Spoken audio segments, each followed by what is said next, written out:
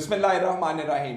Broadsheet का मामला, मरियम नवाज साहब के ताबड़तोड़ हमले जस्टिस अजमत सईद शेख साहब पर, इमरान खान साहब का रिजॉल्व के अजमत सईद शेख साहब ही इंक्वायरी को हेड करेंगे और चंद हकायक इस हवाले से।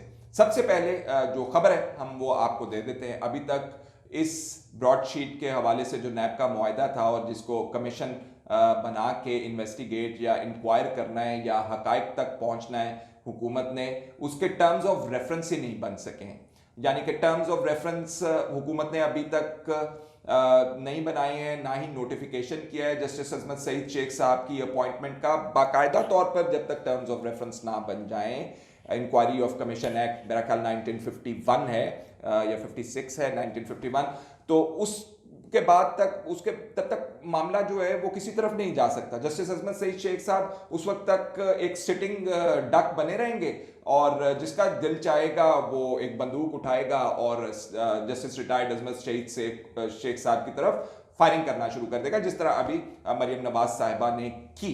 तो आज हमारी आला एक हुकूमती शख्सियत से जब बात हुई तो उनसे तमाम हकायक हमने हासिल किए और हमने पूछा कि जी ये मामला कब शुरू होगा। तो उन्होंने कहा जी जब टर्म्स ऑफ रेफरेंस फाइनल हो जाएंगे और जब नोटिफिकेशन हो जाएगा तो तब बाकायदा इंक्वायरी का आगाज शुरू होगा। अब सबसे पहले बात कर लेते हैं, क्योंकि हम बात कर रहे हैं टर्म्स ऑफ रेफरेंस के हवाले से, ये कि टर्म्स ऑफ रेफरेंस जो हैं वो किस किस्म के होंगे।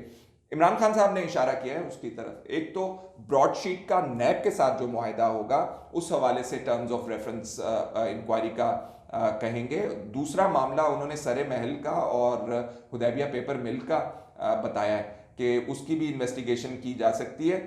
तो ये टर्म्स ऑफ रेफरेंस के अंदर जब तक स्पेसिफिकली जिक्र नहीं कर दिया जाएगा इन चीज़ों का, तब तक इंक्वायरी जो है या जस्टिस रिटायर्ड अजमत सईद शेख साहब काम शुरू नहीं कर सकेंगे। अब जरा मरियम नवाज साहिबा के शक व शुबहात के हवाले से या उनके जो ताबड़तोड़ हमले हैं जस्टिस रिटायर्ड अजमत सईद शेख साहब के खिलाफ, उनके हवाले से बात करते हैं।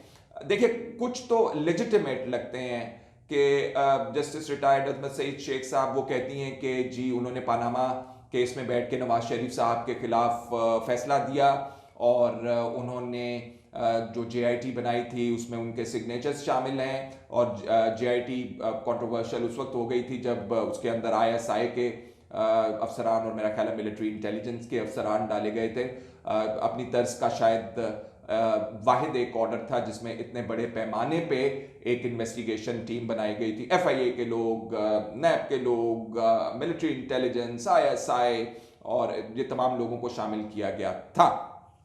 तो इस वजह से मरियम नवाज साहिबा का ख्याल है कि जस्टिस अजमत सईद शेख साहब को अगर शामिल कर लिया गया, जब बना दिया गया, हेड बना दिया गया कमीशन का, तो उनके लिए काफ़ी नुकसानदेह साबित हो सकता है।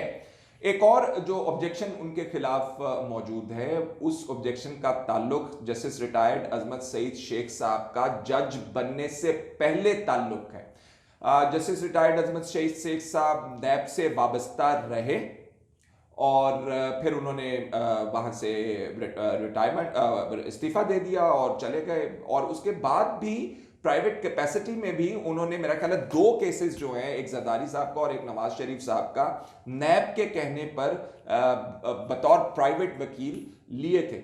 लेकिन जो डेट्स उनके नैब में आने की और जाने की हैं वो उस दौर की नहीं है। हुकूमती नुमाइंदे कहते हैं कि जिस दौर में ये ब्रॉडशीट का मामला जो है सामने आया और जिस की वजह से ये तमाम तर इंक्वायरी अब होने जा रही है, तो जस्टिस अजमत सईद शेख साहब, इसलिए हुकूमत के एक आला ओहदेदार का कहना है कि उनका किसी किस्म का कोई ताल्लुक नहीं बनता नैब से या उनके फेवर देने या लेने के हवाले से।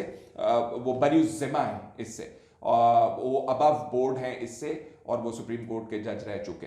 तो ये मामला जस्टिस अजमत सईद शेख साहब के हवाले से मरियम नवाज साहिबा के शक व शुबहात का आता है।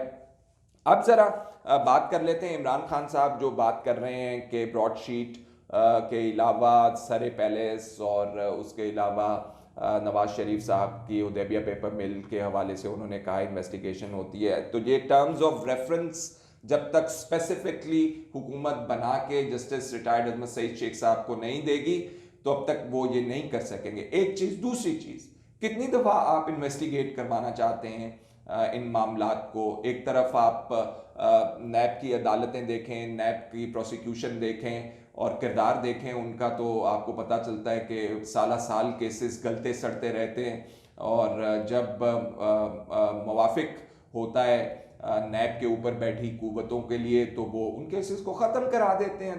तो पहले की इंक्वायरियाँ मौजूद हैं, इन्वेस्टिगेशनें मौजूद हैं, एक और इन्वेस्टिगेशन करवाने का क्या मकसद है? एंड में बताएंगे आपको क्या मकसद है इस तरह की इंक्वायरी अगर उन्होंने करवाई तो। अब आ जाइए ज़रा ब्रॉडशीट और नैब के हवाले से मुआहदा, जिसमें अरबों रुपए जो है ब्रॉडशीट ने निकलवा लिए हैं हुकूमत पाकिस्तान से, उसके हवाले से ज़रा देखिए। अगर ब्रॉडशीट का मामला नैब के मुआहदे के हवाले से इंक्वायरी किसी किस्म की हुई, तो उसमें ये बिल्कुल खाली इम्कान नहीं है कि जस्टिस रिटायर्ड अजमत शेख साहब को उन जर्नैलों को बुलाना पड़े जो जनरल परवेज़ मुशर्रफ के दौर में जिन्होंने मुआहदे किए, जिन्होंने ब्रॉडशीट के मुआहदों के बारे में कोई दस्तखत किए किसी डॉक्यूमेंट्स के ऊपर, प्रोसिक्यूशन के हवाले से लीड किया या कोई फैसला किया उसके हवाले से। उनमें किन किन के नाम सरे फहरिस्त जो नाम है वो lieutenant general retired Syed Mohammad Amjad sahab का नाम है, जिनके तहत नैब का कानून बना। उन्होंने फारूक आजम साहब को अपॉइंट किया, जिन्होंने कानून इसका बनाया मुशावरत करके, और बाद में उसमें तब्दीलियाँ हुई और वो कानून बन गया उसके बाद। ये वही फारूक आजम साहब हैं जिनके हवाले से आज खबर छपी हुई है कि वो इनहराफ कर लिया था उन्होंने अपनी पहली आर्बिट्रेशन के अंदर, जो ब्रॉडशीट के हवाले से थी। ये आर्बिट्रेशन जो थी हुकूमत पाकिस्तान, नैब और दूसरी पार्टी जो इनके खिलाफ आर्बिट्रेशन में गई थी, वो ब्रॉडशीट थी। तो उस इंक्वायरी के अंदर, आर्बिट्रेशन के अंदर एक स्टेटमेंट थी। जब वो मामला अदालत में चला गया तो फारूक आजम साहब मुकर गए। उन्होंने कहा जी मैं तो वो बस उस वक्त मैंने दे दिया था, उस वक्त मेरी हालत भी ठीक नहीं थी, मेरी ओपन हार्ट सर्जरी हुई थी, लेकिन अब 5 साल गुजर जाने के बाद मेरी हालत बेहतर हो गई है, तो मुझे हकायक का बेहतर तौर पर अंदाज़ा हो गया, और साथ ही वो पता चला कि जाके ब्रॉडशीट को भी एडवाइस करते रहे। तो ऐसे ऐसे किरदार जो हैं ब्रॉडशीट का हिस्सा रहे, लेकिन अब तो इस दुनिया से कूच कर चुके हैं फारूक आजम साहब। उनको तो नहीं बुलाया जा सकता, तो नैब के चेयरमैन को बुलाया जा सकता है उस वक्त के सैयद मोहम्मद अमजद साहब को, लेफ्टिनेंट जनरल रिटायर्ड खालिद मकबूल साहब को बुलाया जा सकता है। बड़े करीबी साथी थे वो जनरल परवेज मुशर्रफ के, और उन्होंने ऐड किया। Lieutenant general retired Munir Hafeez साहब को बुलाया जा सकता है। मुनीर हफीज साहब को वैसे काफ़ी तशवीश थी इस मामले की। उन्होंने फारूक आजम साहब को बुलाया, और फारूक आजम साहब को बुला के उन्होंने कहा कि जी मेरे तक इस मुआहदे के हवाले से बहुत सारी जो एलिगेशंस हैं वो मेरे सामने आई हैं, और ये मामला दाल में काफ़ी काला है इस मामले का, तो आप मुझे बताएंगे चक्कर क्या है सारा ये ब्रॉडशीट वाला। तो फारूक आजम साहब ने उनको भी ब्रीफ किया इस हवाले से, तो उनको भी बुलाया जा सकता है। तो और उस दौर के जो प्रोसिक्यूटर जनरल जो फारूक आजम साहब के बाद जिन्होंने सर्व किया, उनको भी बुलाया जा सकता है।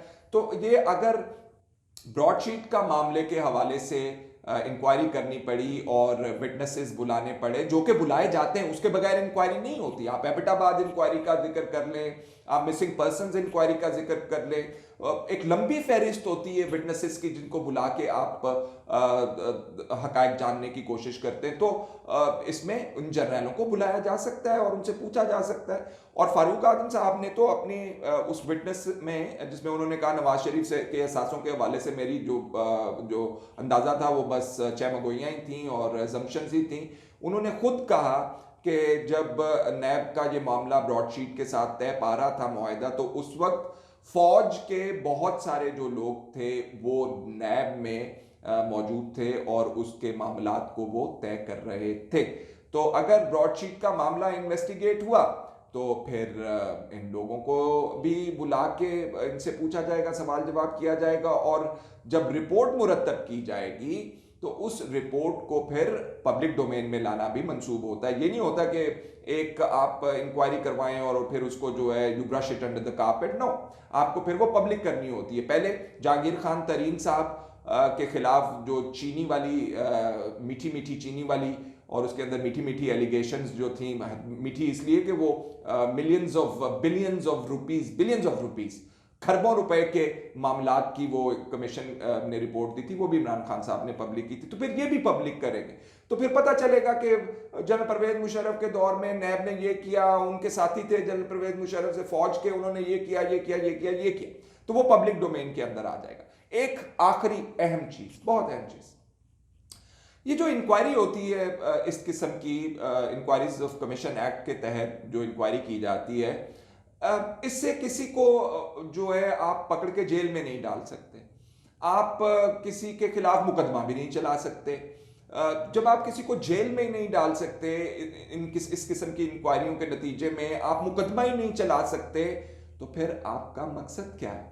तो फिर मकसद सिर्फ ये रह जाता है कि आप जिस शख्स के खिलाफ ये इंक्वायरी करवाते हैं उसके खिलाफ आप इंक्वायरी के अंदर हासिल किए गए हकायक जो हैं वो पब्लिक के सामने ले जाते हैं, और फिर इधर से भी ले दे होती है, उधर से भी ले दे होती है, लोग भी थू थू करते हैं, तो ये मामला फिर रह जाता है पब्लिक डोमेन के अंदर। तो ये इंक्वायरी कमीशन के मामले में भी आप एंड में देखेंगे यही कुछ होगा। आज इतना ही, इजाज़त दीजिए, अल्लाह हाफ़िज़।